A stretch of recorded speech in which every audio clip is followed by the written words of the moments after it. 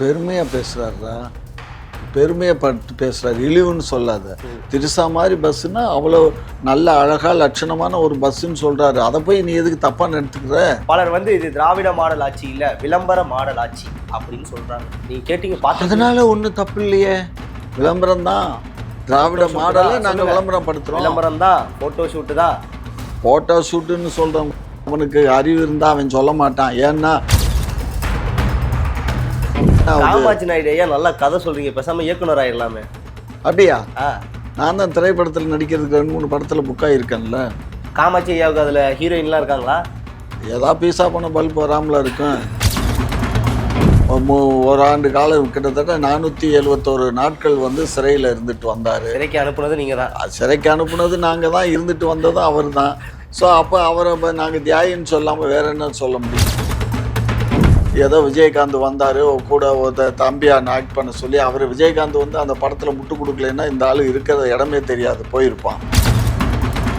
பொண்டாட்டி புருஷனுக்குள்ளே சண்டை இருக்கிற மாதிரி ஒரு ட்ராமா, அதே மாதிரி பையனோட சண்டை இருக்கிற மாதிரி ஒரு ட்ராமா. உள்ளூர் அவருக்கு வந்து நம்ம தாய் மேலேயும் தந்தை மேலேயும் அந்த அன்போ பாசமோ இல்லை. அதுக்கு காரணம் என்னன்னா அவர் வந்து வேற மாதிரின்னா அப்படி தான். அதெல்லாம் விளக்கெல்லாம் கேட்கக்கூடாதுடா தம்பி. காசு கொடுக்குறாங்களா ஓட்டுக்கெல்லாம்? கேள்விப்பட்டேன் ஐயா. அப்படியா? எந்த கட்சியில் தராங்க? எல்லா கட்சியிலையும் தராங்களா? அப்படியா? ஆமாம். நீங்களும் உங்கள் கட்சியிலையும் தராங்கன்னு கேள்விப்பட்டேன். எங்கள் கட்சியில எல்லாம் காசு கொடுத்தலாம் நான் இதுவரை நான் பார்த்ததில்லை. இன்ஃப்ளூயன்சர்லாம் காசு கொடுத்து கூவ விடுறோம், நாங்கள் காசு கொடுக்குறோம். அது ஆமாம், இது வந்து விளம்பரம் இல்லை. விளம்பரத்தில் கூவ விடுறதுக்கும் ஓட்டுக்கு காசு கொடுக்கறதுக்கும் வித்தியாசம் இருக்குல்ல தம்பி. அப்புறம் என்ன, மஸ்துக்கு தேர்தல் கமிஷன் இருக்குது, ஓட்டுக்கு காசு கொடுத்தா அதெல்லாம் பிடிக்க வேண்டியது அவங்க வேலை தானே. அவசாரித்தனம் தான் பண்ணி ஆகணும்னா பண்ணித்தான் ஆகணும். அவசாரித்தனம்னா சரியா புரியல ஐயா. புரியலைன்னா நீ போய் கேட்டுட்டு யாராவது பொண்ணை பார்த்து அவசாரின்னா என்னன்னு கேள்வி.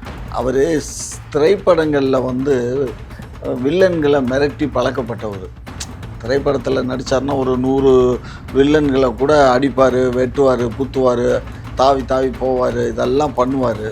ஸோ அந்த மாதிரி நினச்சிட்டு இருக்காரு அரசியல். நீங்கள் கொஞ்சம் திருத்திக்கோங்க, எழுதி கொடுக்குற அந்த ஆளுகள்கிட்ட சொல்லி மாற்றி எழுதி கொடுங்கடா, குட்டா பயிலுகளா இப்படியெல்லாம் எழுதாதீங்க அப்படின்னு கேட்க சொல்லு.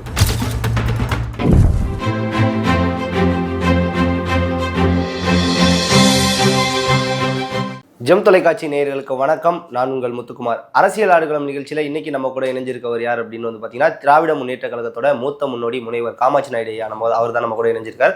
அவரிடம் சில அரசியல் சார்ந்த கேள்விகளை முன்வைப்போம். ஐயா வணக்கம். வணக்கம். எப்படி இருக்கீங்க? நலமா இருக்கேங்கண்ணா. நலமா இருக்கீங்களா ஐயா? திராவிட முன்னேற்ற கழகம் ஆரம்பித்து 75 ஆண்டுகள் நிறைவடையுது. முப்பெரும் விழா கரூரில் நடத்தினாங்க, பார்த்தீங்களா? பார்த்தேன். எப்படி இருந்துச்சு? அதை பற்றி என்ன நினைக்கிறீங்க? இல்லை கண்ணா, விழா ரொம்ப சிறப்பாக இருந்தது. கொஞ்சம் மழை பெஞ்சதுனால வர்றவங்களுக்கும் கஷ்டம், வர வேண்டிய கூட்டமும் வரல. வந்திருந்த கூட்டமும் மலையில் எவ்வளோ நேரம் நனைஞ்சிட்ருப்பான். ஏன்னா முன்னாடி வந்து ஒரு 200 மீட்டருக்கு மாத்திரம்தான் வந்து ஷெட்டு போட்டிருந்தாங்க. ஷெட்டில் இருந்த மக்கள் இருந்தாங்க. அந்த 200 மீட்டருக்கு அந்த ஷெட்டில் இருந்தவங்க இருந்தாங்க. மற்ற இடங்களில் போட்டதெல்லாம், ஓப்பனில் போட்டதெல்லாம் இருக்கலை. எல்லாமே மழை பெய்யறதுனால சில பேர் சேரை தூக்கி தலையில் வச்சுட்டு இருந்தாங்க. எவ்வளோ நேரம் அப்படி இருப்பாங்க? நிறைய பேர் போயிட்டாங்க. ஓகே. அந்த இதில் வந்து பார்த்தீங்கன்னா மீட்டிங்கில் ஐயா முதல்வர் ஸ்டாலின் அவர்கள் பேசினதில் கவனிச்சிங்களா? எல்லாமே சொல்லுங்கள். என்ன இப்போ கவனிக்கிறதுல என்ன இருக்குது? நிறைய விஷயங்கள் வந்து பேசினார். இன்டைரக்டாக விஜய் அவர்களை வந்தும் பேசினார். நிறைய விஷயங்கள் திராவிட மாடல் ஆட்சி அசைத்து பார்க்க முடியாது அப்படிங்கிற மாதிரிலாம் பேசினாங்க. அதை பற்றி ஏங்கண்ணா, இப்போ எங்கள் கட்சியினுடைய தலைமை அவங்க இப்போ துணை முதலமைச்சராக இருக்கார். அவர் பேசத்தானே. நான் கேட்டது முதலமைச்சரும் பேசுவார்ல. நான் என்ன சொல்கிறேன், நீங்கள் ஒரு விஷயம் பாருங்கள்.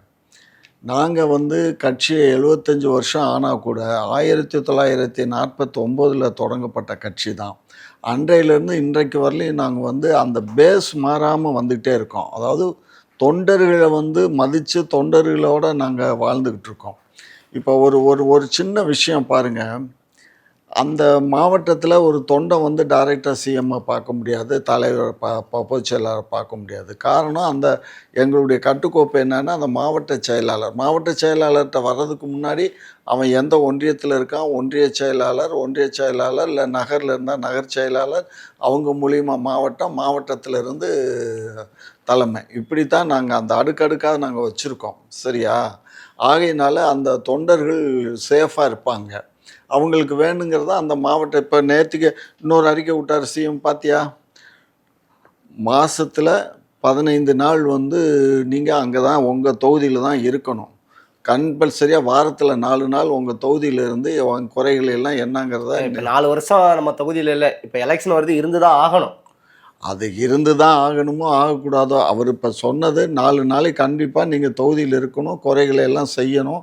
அது அந்த அப்போ தான் நான் வந்து உங்களை ஏற்றுப்பேன். ஆனால் இப்படி சொல்லியிருக்க அறிக்கை விட்டுருக்காரு இல்லையா? ஆனால் எதிர்கட்சியில் இருக்கக்கூடியவங்களாம் எழுப்ப வேண்டிய கேள்வி என்ன இருக்குன்னா, இந்த 4.5 ஆண்டுகள் வந்து அங்கே தொகுதியில் இல்லாதவங்க இந்த இருக்க போகிற 6-7 மாதங்களில் இருந்து எத்தனை இதை செஞ்சுருவாங்க, எத்தனை திட்டங்களை நிறைவேற்றுவாங்க அப்படின்னு கேள்விகள் இன்னும் வைப்பாங்க இல்லையா எதிர்கட்சி? ஏன் இத்தனை வருஷமாக நாங்கள் என்ன கொரட்டை விட்டு தூங்கிட்டா இருந்தோம்? அரசாங்கம்னு ஒன்று இருக்குது. நாங்கள் அந்த தொகுதியில் எம்எல்ஏன்னு ஒருத்தர் இருக்கார், அவங்க மந்திரி அமைச்சர் இருக்கார். ஆனால் நிறைய தொகுதிகளில் எம்எல்ஏ எங்கள் தொகுதியிலே காணோன்னு சொல்லிட்டு தேடிட்டு இருக்காங்க. அதாவது உதயநிதியை காணவில்லை அப்படின்னு சொல்லி எங்கள் தொகுதியினுடைய சட்டமன்ற உறுப்பினரை காணவில்லைன்னு போஸ்டர் அடிச்சு விட்டானுங்க. அவர் என்ன டெல்லிக்கா போயிருந்தார்? தொகுதிக்குள்ளே தானே இருக்கார். சட்டமன்றம் எங்கே இருக்குது? இங்கே தான் இருக்குது. வீடு எங்கே இருக்குது? இங்கே தான் இருக்குது, ராயப்பேட்டையில். அவரை காணான்றான். அப்போ இதெல்லாம் யார் பண்ணுவா? எங்கள் கட்சி தொண்டன் பண்ணுவானா? எதிர்கட்சியில் இருக்கவங்க பண்ணுவாங்க கண்ணு. அவங்க அரசியல் பண்ணணும்ல. அதையும் நான் தப்பாகவும் சொல்ல இயலாது. ஏன்னு கேட்டிங்கன்னா, எதிர்கட்சியில் இருக்கவங்க அரசியல் பண்ணணும், அவங்க இந்த மாதிரி எல்லாம் பண்ணுவாங்க. நேற்று முப்பெரு விழா வந்து ஃபெயிலியருங்கிறான். என்ன ஃபெயிலியர்? முப்பெரு விழா நாங்கள் எங்களுக்கு சிறப்பாக தான் அந்த விழா நடந்துச்சு. மழை பெஞ்சதுனால அங்கே வெளியில் இருந்த மக்கள் போயிட்டாங்க. நாங்கள் வந்து கூட்டத்தை காட்டணுங்கிறது எங்களுடைய கொள்கை இல்லை தம்பி. எப்படி தாவேக்காவை சொல்கிறீங்க, கூட்டத்தை காமிச்சு அரசியல் பண்ணுறாங்க, கூட்டத்தை காட்டுறது எங்கள் அரசியல் கிடையாதுன்னு? ஆமாம் கண்ணு, தாவேக்கா வந்து கூட்டத்தை காட்டுறான்னா அது அவங்க ரசிகர்கள் வர்றாங்க. அதையும் நான் குறை சொல்லலை. நான் வந்து விஜயை வந்து தப்பாக பேச விரும்பலை. ஏன்னு கேட்டிங்கன்னா, அவர் ஒரு திரைப்பட நடிகர். அவர் இப்போ பல விதமான இதெல்லாம் பண்ணுறாரு. இந்த கில்லி படங்கள்லாம் பார்த்துருப்பீங்க. அப்புறம் இந்த ஃபுட்பால் மேட்ச்சு ஒரு படம் பார்த்துருப்பீங்க. எவ்வளோ நிறைய பார்த்துருப்பீங்க போல. விஜயை வந்து திரையில பார்த்து பார்த்து ரசிச்சிருப்பீங்க. ஆமாம் ஆமாம், ஐயாவை பார்த்து அவரை பார்க்கல. அவர் கூட நடிக்கிறவங்கெல்லாம் எனக்கு வேண்டியவங்களா இருக்காங்கல்ல. யார்? நடிகைகளா? நடிகைகளும் இருக்காங்க, நடிகர்களும் இருக்காங்கல்ல. எனக்கு எல்லா நடிகைகளும் பழக்கம்தாங்கண்ணே. எல்லாரும் அவன் பழக்கம்னா வேற என்ன, எல்லாம் என் பேரில் எல்லாம் ஒரு வயதானவன் இல்லையா, அதனால என் பேரில் ஒரு அன்பு இருக்கும். அவ்வளோ அன்பு இருக்கு. சரி, தாவேக்கா தலைவர் விஜய் அவர்கள் நடித்து இப்போ ஐயா பார்த்த பிடிச்ச படம் என்ன படம்னு? எனக்கு பிடிச்ச படம் பிடிக்காத படம் நான் எல்லா படமும் தவறாமல் பார்த்துட்ருக்கேண்ணா. ஏங்க என்ன டிவியை போட்டு ஒரு நியூஸ் வைக்கிற நேரத்தில் அதில் ஒரு இடையில ஒரு சீனு 2 சீன் வந்துட்டு போகும்ல, அதைத்தானே பார்க்குறேன். எனக்கு தெரிஞ்சு நீங்கள் இந்த இதெல்லாம் சொன்னது, இந்த ஃபுட்பால் மேட்ச்சு, கில்லி படம் இதெல்லாம் ரசித்து சொன்னதப்ப தாவேக்கா தொண்டர்களை ரசிகர்கள்னு சொல்கிறீங்க. நீங்களே தாவேக்கா தலைவரோட ரசிகராக இருப்பீங்கன்னு நினைக்கிறேன் எனக்கு தெரிஞ்சு. இது என்னப்பா, நான் இந்த தாவேக்கா அவருடைய எம்ஜிஆர் ரசிகனாக இருந்தேன். அதுக்கப்புறம் இவருடைய கமலுடைய ரசிகன், அதுக்கப்புறம் விஜயுடைய ரசிகன் தான். நான் அப்படி சொல்லிக்கிறதுல எனக்கு ஒன்றும் வெக்கம் இல்லையே. அவரு ஒரு திரைப்படத்தில் நடிக்கிறாரு, அதனால அந்த திரைப்படத்தில் அந்த துணை முதல்வரும் நிறைய படங்கள்லாம் நடிச்சார். அவருக்கு ரசிகரா இல்லையா நீங்க? அவர் நடிச்சாருன்னா அது கண்ணு, ஒவ்வொருத்தருக்கும் ஒவ்வொன்று தான் விருப்பம் இருக்கும். சரியா? அதனால எனக்கு வந்து இவருடைய அவர் நடித்த படத்தில் ஒரு படம் எனக்கு பிடிச்சது. ஒரு படம் யாரு, நம்ம உதயநிதி நடிச்ச படத்துல ஒரு படத்துல 2-3 சீன் பார்த்தேன். அது எனக்கு ஏற்புடையதா இருந்தது. நயன்தாரா கூட ஒரு படம் நடிச்ச. எந்த படம்? பேரெல்லாம் எனக்கு தெரியாது. நயன்தாரா ஹீரோ. அந்த படத்துல இவர் நடிச்சிருப்பாரு. நயன்தாராவும் இவருக்கு முறை பொண்ணு வேற. அதுக்காக அவர் ஊரை விட்டு அடுத்த ஊருக்கு வந்திருப்பாரு.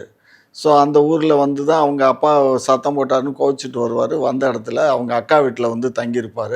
அக்கா வீட்டில் தங்கி இருக்கும்போது அந்த அக்காவுடைய கொழுந்தை இருக்காங்கல்ல, அவருடைய மச்சினிச்சி தான், தங்கச்சி தான் அந்த பொண்ணு. அப்போ இவனுக்கு என்ன, காமாட்சி நாயுடு ஐயா நல்லா கதை சொல்கிறீங்க, பேசாமல் இயக்குனர் ஆகிடலாமே. அப்படியா? நான் தான் திரைப்படத்தில் நடிக்கிறதுக்கு 2-3 படத்தில் புக் ஆகியிருக்கேன்ல. இப்போ அரசியலை விட்டாச்சு. திரைத்துறையில் இருக்கவங்களாம் அரசியலுக்கு வந்துடுறாங்க, அரசியல் இருக்கவங்க திரைத்துறை கிளம்புறீங்க. இல்லைப்பா, வந்து கேட்குறாங்க, விரும்பி கேட்குறாங்க, ஐயா நீங்கள் எங்கள் படத்தில் நடிக்கணுங்கிறாங்க. ஒரு 3 படத்துக்கு நான் வந்து சைன் பண்ணியிருக்கேன். காமாட்சி ஐயாவுக்கு அதில் ஹீரோயின்லாம் இருக்காங்களா?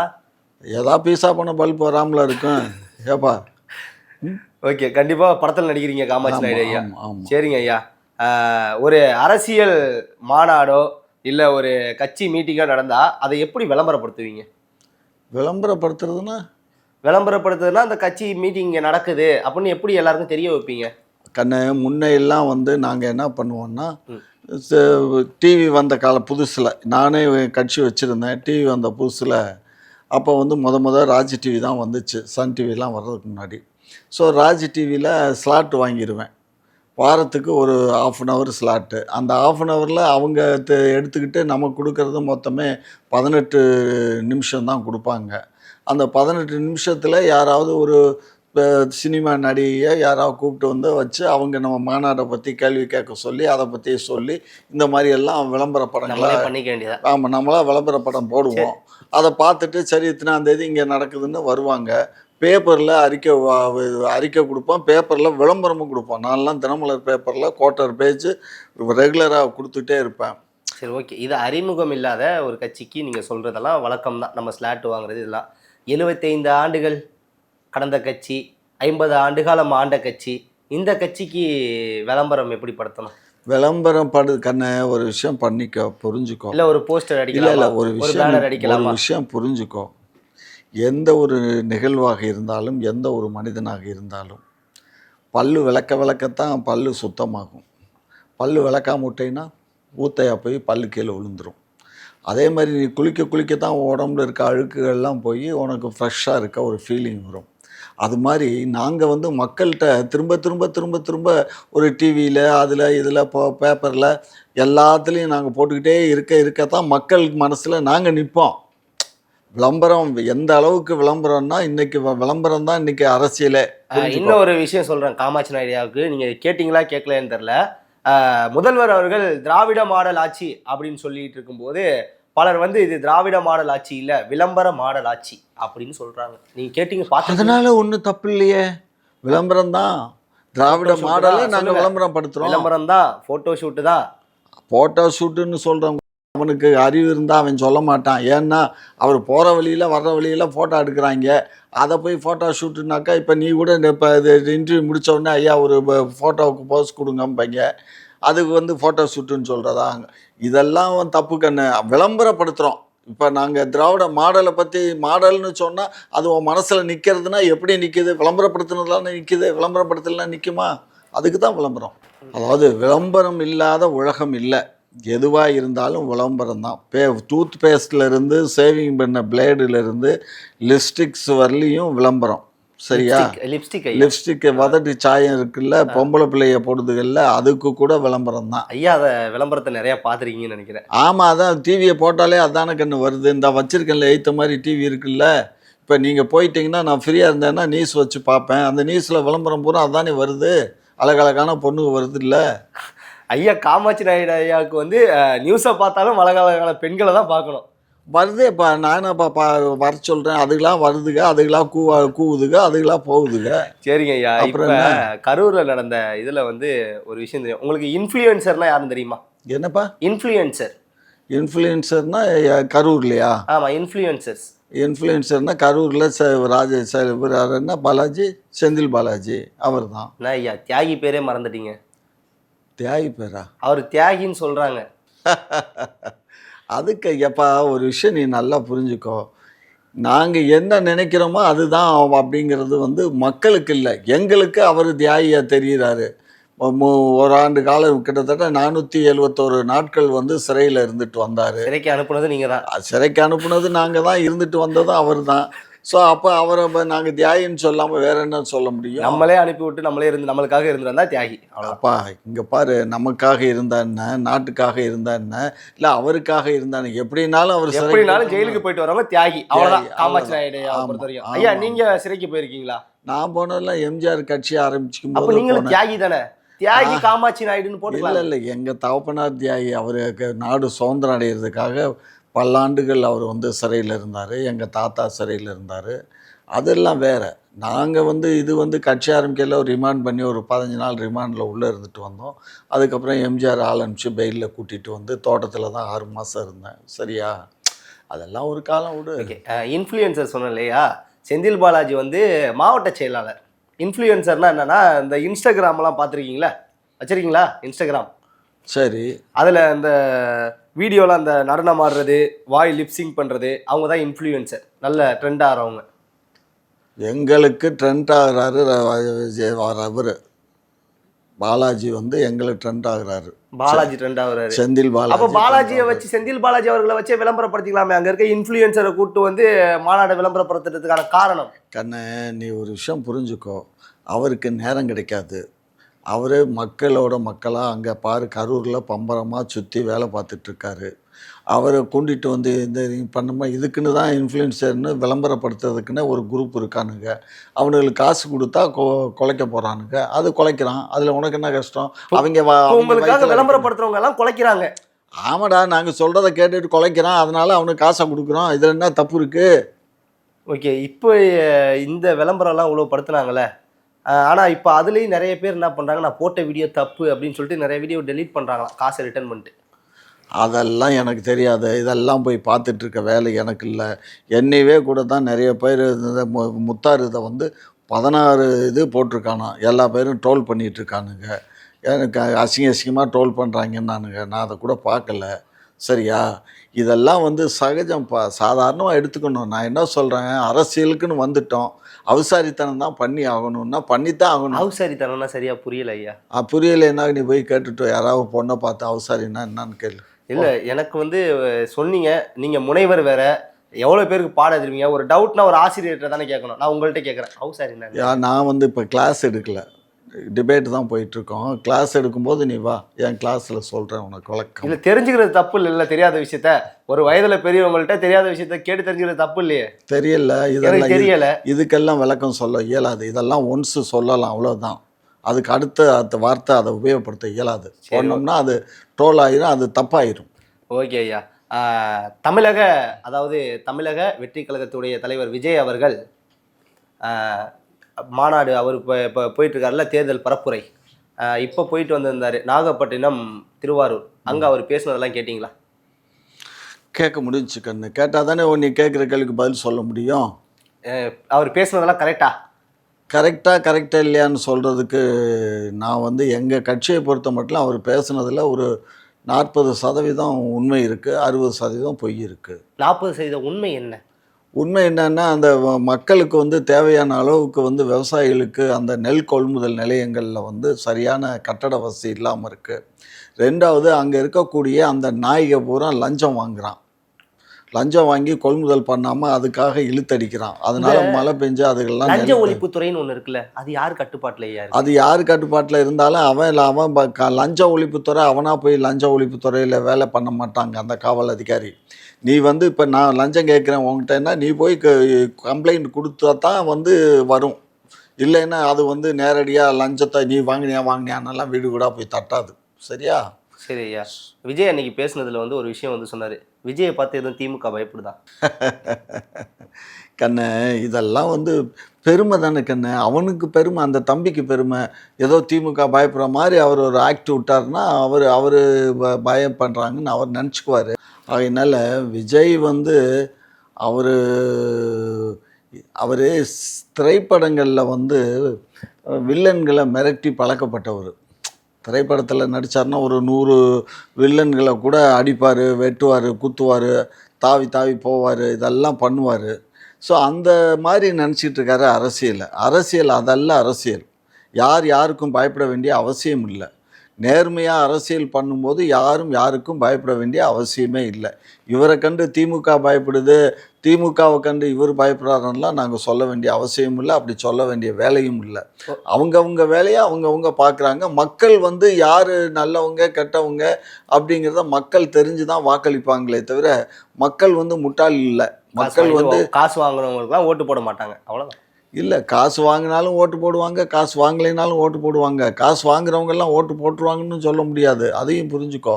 காசு கொடுக்குறாங்களா ஓட்டுக்கெல்லாம்? கேள்விப்பட்டேன் ஐயா.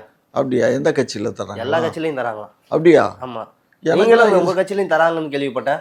எங்கள் கட்சியிலலாம் காசு கொடுத்தலாம் நான் இதுவரை நான் பார்த்ததில்லை. இன்ஃப்ளூயன்சர்லாம் காசு கொடுத்து கூவ விடுறோம், நாங்கள் காசு கொடுக்குறோம். அது ஆமாம், இது வந்து விளம்பரம் இல்லை. விளம்பரத்தில் கூவ விடுறதுக்கும் ஓட்டுக்கு காசு கொடுக்கறதுக்கு வித்தியாசம் இருக்குல்ல தம்பி. அப்புறம் என்ன மஸ்துக்கு தேர்தல் கமிஷன் இருக்குது? ஓட்டுக்கு காசு கொடுத்தா அதெல்லாம் பிடிக்க வேண்டியது அவங்க வேலை தானே. இல்ல எல்லாம் நிறைய மாட்டுது எலெக்ஷன் டைம்ல நிறைய அங்கங்க எத்தனை கோடி எத்தனை கோடின்னு மாட்டுது.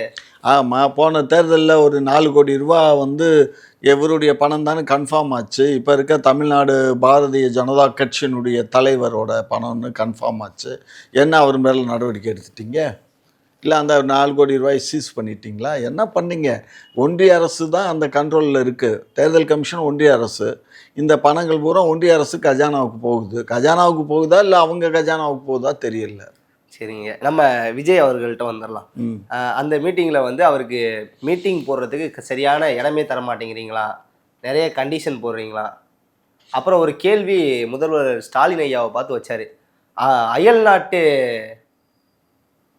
அயல் நாட்டில் போயிட்டு நீங்கள் ஒப்பந்தம் போட்டீங்க, அது அயல் நாட்டுக்கான விஷயமா இல்லை அயல் நாட்டில் நீங்கள் போயிட்டு இது பண்ணுறீங்களா? அதாவது இந்த மாதிரி முட்டாள்தனமான கேள்விக்கெல்லாம் நான் பதில் சொல்ல இயலாதுப்பா. நாங்கள் வந்து அயல்நாட்டில் கொண்டு போய் நாங்கள் முதலீடு பண்ணணுன்னா இங்கே என்னத்துக்கு ஒன்றிய அரசு உக்காந்துருக்கு, அவர்கிட்ட எத்தனை டிபார்ட்மெண்ட் இருக்குது. ஒரு 1000 ரூபா இங்கேருந்து ஒரு வங்கியில் எனக்கு பணம் வருது. இப்போ நம்ம யூடியூப் சேனல் உங்களுக்கும் வரும். இதெல்லாம் வந்து வங்கியில் வருது. அது எத்தனை இது ட்ரான்ஸ்ஃபர் ஆகி வருது தெரியுமா? அப்படி இருக்கும்போது இன்றைக்கி நாங்கள் இங்கே கொண்டுட்டு போய் முதலீடு பண்ணுறோன்னா நாங்கள் என்னத்துக்குடா வெளிநாட்டில் முதலீடு பண்ணோம்? உள்நாட்டிலே நாங்கள் முதலீடு பண்ணி தான் ரெட் ஜாயின் மூவிஸ் இருக்குது, அது மாதிரி பெரிய இண்டஸ்ட்ரீஸ் இருக்குது, நிறைய தொழில்கள் இருக்குது. நீங்கள் வந்து சிஎம் குடும்பத்துக்கு இப்போ இல்லை, நான் நேற்றுக்கு ஒரு இதாக படித்தேன். சிஎம் வந்து விஜயுடைய அப்பாவுக்கு 5 வயசு இருக்கும்போது இந்த வீட்டை வாங்கிட்டாரு. கோபாலபுரம் வீட்டை வாங்கியாச்சு. அவர் பிறந்ததே 1945 தான் பிறந்திருக்காரு. எஸ்சி சந்திரசேகர் 45 பிறந்திருக்காரு. இவர் 47 வந்து அப்போயே சம்பளம் இவருக்கு 500 ரூபா கொடுத்துருக்கான். அதுக்கப்புறம் 5000 ரூபா கொடுத்துருக்கான் மாடர்ன் தியேட்டர்ஸில். என்எஸ் கிருஷ்ணன் எடுக்கிற படத்துக்கு 25,000 ரூபா கொடுக்குறேன் நீ என்கிட்ட வந்து எப்போ 57. இந்த மாதிரியெல்லாம் அந்த காலத்திலேயே இதெல்லாம் எவ்வளோ பெரிய அமௌண்ட்டு, எவ்வளோ பணம் அப்போயே அவங்க சேவிச்சிருப்பாங்க. எப்படி பாரு, இதெல்லாம் முட்டாள்தனமாக இவங்க பேசுகிறானுங்கப்பா. இவனுக்கு அன்றைக்கி ஒரு பவுனு வந்து வெறும் 35 ரூபா 30 ரூபா 5 ரூபாய்க்கு பவுன் ஊற்று. எனக்கு தெரியும்டா 35 ரூபாய்க்கு பவுன் ஊற்றுது.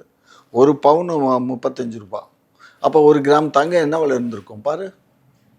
ஸோ ஆகையினால இதெல்லாம் வந்து வாய்க்கு பத்தாமல் பேசுகிற பேச்சு கண்ணு. இவங்க அப்பாவே பிறக்கும்போது கலைஞர் வந்து செட்டில் ஆகி அப்பயுமே காரு வசதி பங்களாவோட வாழ்ந்துட்டு இருக்காரு. இவர் அவருக்கு 10 வயசு இருக்கும்போதே கலைஞர் பெரிய அளவில் எம்எல்ஏ ஆகிட்டார். 12 வயசில் கலைஞர் எம்எல்ஏ. அதுக்கப்புறம் அவர் கல்யாணம் ஆகி அதுக்கப்புறம் அவர் பிள்ளை பிறந்து இவர் வந்திருக்காரு. ஏதோ திரைப்படத்தில் நடித்து ஏதோ காக்கா உட்கார பணம் விழுந்த மாதிரி ஏதோ விஜயகாந்த் வந்தார் கூட ஒரு தம்பியாக ஆக்ட் பண்ண சொல்லி. அவர் விஜயகாந்த் வந்து அந்த படத்தில் முட்டு கொடுக்கலன்னா இந்த ஆள் இருக்கிற இடமே தெரியாது, போயிருப்பான். புரியுதா? சரிதான் விடு கண்ணு. இதெல்லாம் நம்ம வந்து யாரையும் தாழ்த்தி பேச வேண்டிய அவசியம் இல்லை. அந்த பேசுறதெல்லாம் பேசிட்டு தாழ்த்தி பேச மாட்டேன்றீங்க. என்ன பேசிட்டேன்? உண்மையை தானே சொன்னேன். அது ஒன்றும் பொய்யான தவுள் இல்லையப்பா. ஓகே ஐயா. விஜயகாந்த் வந்து இல்லைன்னா இவர் சினிமா துறையிலே இல்லை. எஸ் சந்திரசேகர் அவர் வீட்டில் போய் கெஞ்சி கூத்தாடி தான் கூட்டிகிட்டு வந்தார். ஆனால் அவர் அந்த படத்தில் பணமே வாங்காமல் நடிச்சு கொடுத்தாரு. ஏன்னா எஸ் சந்திரசேகர் அவருக்கு லைஃப் கொடுத்தாரு. யாருக்கு? விஜயகாந்துக்கு லைஃப் கொடுத்தாரு. அதெல்லாம் அரசியல்ப்பா. அவங்களுக்குள்ள தொழில் நிமித்தமாக அவங்க பண்ணிக்கிட்டாங்க, பண்ணார். இவர் லைஃப்பில் செட்டில் ஆனார். அப்படிப்பட்டவர் எப்படியெல்லாம் நடந்துக்கிட்டாருன்னு உங்களுக்கு தெரியும். அவர் டெத் ஆன போது அதுக்கப்புறம் எப்படியெல்லாம் நடந்துச்சு என்னங்கிறதெல்லாம் உனக்கு தெரியும். ஓகே, குறிப்பாக வந்து அயல்நாட்டில் போயிட்டு நாட்டுக்காக முதலீடு பண்ணலை, அவங்க வீட்டுக்காக முதலீடு பண்ண வந்து முதலமைச்சர் வந்து கிளம்பி போயிருக்காரு, சுற்றுப்பயணம் மாதிரி அப்படின்னு சொல்கிறாங்க. கண்ணு, அவருக்கு வந்து கொஞ்சமாவது மேல் மண்டையில் மூளைன்னு ஒன்று இருந்திருந்தால் இந்த வார்த்தையை பேசியிருக்க மாட்டார். இவர் சம்சாரமும் எங்கே முதலீடு பண்ணியிருக்காங்க? இந்தியாவிலேயே முதலீடு பண்ணியிருக்காங்க. அயல்நாட்டில் இருந்தால் இவங்களும் சொல்கிறாங்க. நான் சொல்கிறத கேளு. விஜய் சம்சாரமும் எந்த நாட்டில் இருக்காங்க? எந்த நாட்டில் விவசாய தொழில் முதலீடு பண்ணியிருக்காங்க? தமிழ்நாட்டில் பண்ணியிருக்காங்களா? இந்தியாவில் பண்ணியிருக்காங்களா? எங்கே பண்ணியிருக்காங்க? எல்லாம் லண்டன்லேயும் துபாயிலையும் இலங்கையிலையும் பண்ணியிருக்காங்க. புரிஞ்சுக்கோ, எல்லாமே அந்தந்த நாடுகளில் தான் அவங்களே தொழிலில் கொண்டு முதலீடை முடக்கி வச்சுருக்காங்க. இவருடைய பணம் பூராமே துபாய்க்கு போய் துபாயில் தான் அங்கே தான் ரன் ஆகிட்டுருக்கு. புரியுதுங்களா? பொண்டாட்டி புருஷனுக்குள்ளே சண்டை இருக்கிற மாதிரி ஒரு ட்ராமா, அதே மாதிரி பையனோட சண்டை இருக்கிற மாதிரி ஒரு ட்ராமா. இதெல்லாம் வந்து கண்ணு அதான்ப்பா. சந்திரசேகருடைய பிள்ளைகள் சந்திரசேகருக்கும் அவங்க அம்மாவுக்குமே இவர் பேச்சுவார்த்தையே இல்லை. அவர் வந்து அரசியல் கட்சி ஆரம்பின்னு தான் சொன்னார். ரசிகர்களும் தான் நீ ஒரு அரசியல் கட்சி ஆரம்பிப்பான்னு தான் சந்திரசேகர் சொன்னார். அதுக்கு நானாவது அரசியல் கட்சி ஆகணும் அவர் கூட சண்டை போட்டு தான் இவ்வளோ நாள் பேசாமல் இருந்தாங்க. அதுக்கப்புறம் அந்த முதல் மாநாட்டுக்கு தான் அவங்க அம்மாவையும் அப்பாவையும் இல்லை கட்சி கொடி அறிமுகத்துக்கே வர வச்சுட்டாரு. அதில் கூட ஒரு இதெல்லாம் நடந்துச்சு, அம்மாவுக்கு கை கொடுக்காம போயிட்டாரு. அதான்ப்பா நான் தான் சொல்கிறேனே, இதெல்லாம் எப்படின்னா ட்ராமா தான்ப்பா, ஸ்டண்டு. அதாவது அவங்க குடும்பத்தில் இருக்க பிரச்சனையை நம்ம பேச வேண்டியது இல்லை கண்ணு. அப்பா அம்மா எங்கே நீ போனாலும் சரி, தாயும் தந்தையும் முதல் தெய்வம் நமக்கு, சரியா? அவங்கள மதிக்காத ஒருத்தனுக்கு இந்த நாட்டு மக்கள் மரியாதை கொடுத்தாலும் அந்த மரியாதை நிற்காது, அவ்வளோதான், ஓடிடும். தாயும் தாயப்பனும் தான் அவங்களுக்கு முதல் மரியாதை, முதல்ல அவங்கள தான் தெய்வமாக மதிக்கணும், புரியுதா? இவர் அந்த ட்ராமாவுக்கு தான் கூட்டிகிட்டு வந்தாரே தவிர உள்ளூர் அவருக்கு நம்ம தாய் மேலேயும் தந்தை மேலேயும் அந்த அன்போ பாசமோ இல்லை. அதுக்கு காரணம் என்னன்னா அவர் வேற மாதிரின்னா அப்படித்தான். அதெல்லாம் விளக்கெல்லாம் கேட்கக்கூடாதுடா தம்பி. வேற மாதிரின்னா அதுக்கு விளக்கம் கேட்கக்கூடாது. அதுதான். இல்லையா இப்போ நாளைக்கு முன்னே என்ன யாராவது கேள்வி கேட்டாங்கன்னா இது மாதிரி காமாட்சி ஐயா சொன்னார்னு சொல்லலாம்ல. நான் அதெல்லாம் சொல்லலாம்னா ஊடகத்தில் கேட்காது, தனியப்பட்ட முறையில் கேளு, அப்போ நான் உனக்கு சொல்லித்தர்றேன். சரிங்க ஐயா. இன்னொரு விஷயம் ஒரு பெரிய விஷயம் சொன்னார். எங்களுக்கு ஒரு பேசுறதுக்கு, மக்கள்கிட்ட பேசுறதுக்கு வரதுக்கு இவ்வளோ கட்டுப்பாடு போடுறீங்களே, நீங்கள் மத்தியில் அதாவது பாஜக கூட மறைமுக கூட்டணியில் இருக்கிற திமுக மோடி வந்தாலோ இல்லை அமித்ஷா வந்தாலோ இந்த மாதிரி கட்டுப்பாடெல்லாம் போடுவீங்களா அப்படின்னு விஜய் அன்னைக்கு கேட்டார். ஆமாம், அவர் பிரதமர், அவருக்கு கட்டுப்பாடு போட முடியுமா நம்மளால்? அமித்ஷா உள்துறை, அவருக்கு கட்டுப்பாடு போடுவோம். அதுக்கு வரையறை இருக்குது. அந்த வரையறைக்கு உட்பட்டு தான் அவங்களும் வருவாங்களே தவிர அவங்களும் இவங்க சொன்னால் அவங்க கேட்டுக்குவாங்க. யார் சொன்னால்? காவல்துறை சொன்னால் அவங்களுக்கு கண்ணு நேரடியாக அவங்களோட பேசுகிறதுல அவங்க கட்சிக்காரவங்க யாரும் வரமாட்டாங்க. பிரதமர்னால் அவர் அதுக்கு அவருக்கு கீழே ஒரு டிபார்ட்மெண்ட்டே இருக்குது, இயங்குது. அவங்க தான் அவர் எங்கே கூட்டத்துக்கு போகிறாரு வர்றாங்கிறதெல்லாம் போய் பார்த்துட்டு அவர் போகிறதுக்கு முன்னாடியே 2 நாளைக்கு முன்னாடியே அவங்க கண்ட்ரோலுக்கு கொண்டு வந்துடுவாங்க அந்த ஏரியா எல்லாமே, புரியுதா? கொண்டு அவங்க அந்த பாதுகாப்பு இதெல்லாம் வச்சிட்ருப்பாங்க. அதனால் அதெல்லாம் நம்ம தலையிட முடியாது. பிரதமரும் இவரும் ஒன்றாமா? இவரும் பிரதமரும் ஒன்று, உள்துறை அமைச்சரும் ஒரு ஒன்றாக்க சொல்லு. இல்லை அவர் அப்புறம் என்ன அப்புறம் என்ன அர்த்தம்? அப்புறம் நீ கேட்ட அவருக்கு சொல்லுவா இவருக்கு சொல்லுவேன்னா அப்போ அவரும் நீயும் ஒன்றா? ஏண்டா ஐயா கேட்டவர்கிட்ட ஒன்று முன்னு காணலை. ஒரு தொகுதியில் நின்று ஜெயிச்சு சட்டமன்றத்துக்கு போகிறதுக்கே துப்பு இல்லை. கடந்த நாடாளுமன்ற தேர்தலில் கூட தேர்தலில் நின்று ஜெயிக்கிறதுக்கு துப்பு இல்லை, அதையும் ஒதுக்கிட்ட. இப்போ வரக்கூடிய சட்டமன்ற தேர்தலில் நில்லு, ஜெயிச்சு அப்புறம் உள்ளவா, அப்போ பார்ப்போம். அதுவே வராதுக்கு முன்னாடி ஒரு பிரதமரையும் உள்துறை அமைச்சரையும் பேசுகிற அளவுக்கு உனக்கு என்ன அவ்வளவு? அது இன்னைக்கு நீதிமன்றத்தில் நேற்று ஒரு ஆப்பு வச்சாங்க, தெரியுமா உனக்கு? சொல்லுங்க, தெரிஞ்சுக்கிறேன். என்ன தெரிஞ்சுக்கிறேன்? இந்த ஆள் வரி கட்டாமல் ஏமாத்தினாரு, இன்கம் டேக்ஸ் டிபார்ட்மெண்ட்டுக்காரங்க அது பூரா தப்பு, இவ்வளோ பணம் அவர் கட்டணும்னு சொல்லி நேற்று இதில் கோர்ட்டில் இது ஹைகோர்ட்டில் கேஸ் நடந்துகிட்ருக்கு. இன்றைக்கு அநேகமாக அதில் தீர்ப்பு வரும். ஓகேயா. ஸோ அதனால் இந்த நாட்டில் வரி கட்டுறதுக்கே ஏமாத்துற நீயே மக்களுடைய வரி பணத்தில் மக்களுடைய பணத்தில் நீ வாழ்ந்துக்கிட்டு இருக்க. நீ வாங்குகிற டிக்கெட் நான் வாங்குகிற டிக்கெட்டில் தானே நீ காசு வாங்கி சம்பாதிக்கிற, வேறு யார்கிட்ட வாங்குகிற?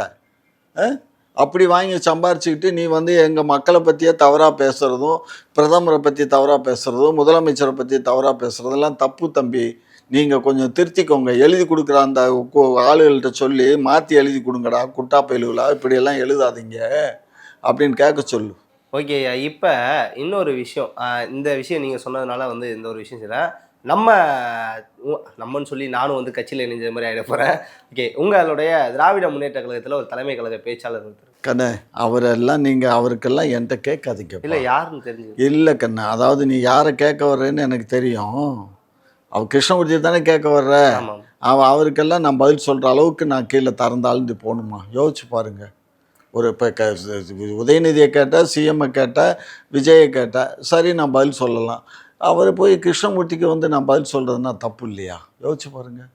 இல்லை, நான் ஒரு பொதுவாக கேட்குறேன். அரசியல் பேசக்கூடிய அரசியல் மேடையில் ஆபாசமாக பேசலாமா? ஆபாசங்கிறது அவங்க மக்கள் ரசிக்கிறாங்கன்னா ஆபாசத்தை பேசலாம், மக்கள் ரசிக்கலைன்னா ஆபாசத்தை பேசக்கூடாது. அவ்வளோதான் என்னுடைய பாலிசி.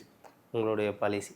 அவர் சொன்னார், இந்த ஸ்கிரிப்ட் எழுதி கொடுக்குறவன் கஞ்சா அடிக்கிறவன் எழுதி கொடுக்குறான், அதை பார்த்து குடிச்சிட்டு ஒருத்தன் பேசுகிறான் அப்படிங்கிற மாதிரிலாம் அநாகரிகமாக ஒரு அரசியல் கட்சி தலைவர் பேசக்கூடாது இல்லையா? அதெல்லாம் தப்பு கண்ணு, அப்படியெல்லாம் பேசக்கூடாது.